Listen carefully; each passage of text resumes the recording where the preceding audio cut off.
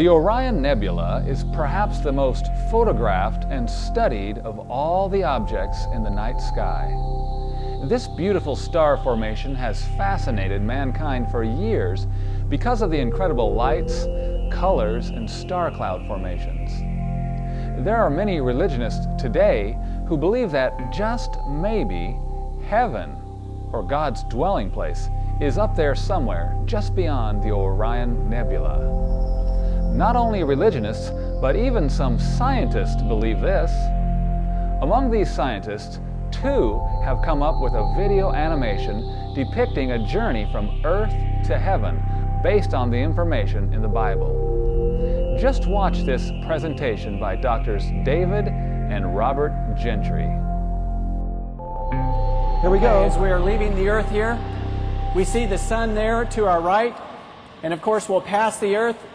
Now approaching the sun, and you can see the Orion Nebula there past the sun. As we pass the sun, we're probably going over 100 times the speed of light, of course, in this animation.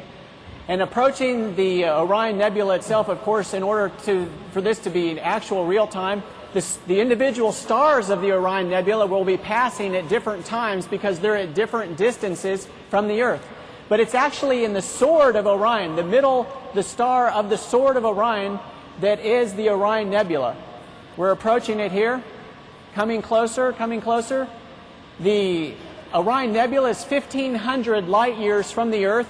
That cavern that we were just talking about is actually 100 light years wide.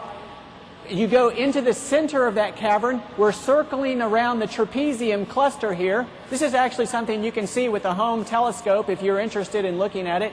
You won't see the nebulosity, but you will see the trapezium.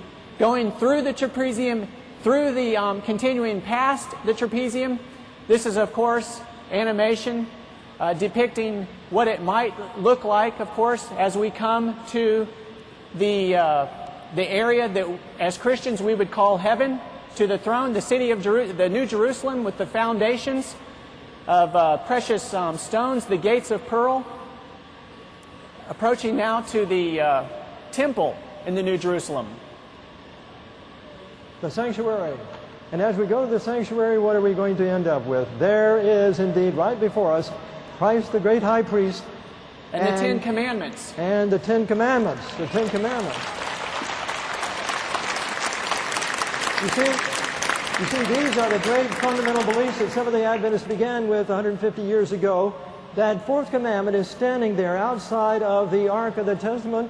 Revelation 11:19, I looked and I saw the Ark of the Temple of the Tabernacle of the Testimony was heaven was open, and there was seen the Ark of the Testament. There is the original set of the Ten Commandments right there in the throne room of heaven.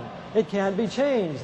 There's no way that the Sabbath could ever be made to Sunday or any other way, any other day, because there it is fixed right before the throne of God. David, then after we're there, what's going to happen in return? Well, of course, Jesus, at the time of the second coming, will step out of the most holy place. He'll take off the robe that he has on and put on the kingly garments. And with his angels, he will begin to come back to the earth. We have a little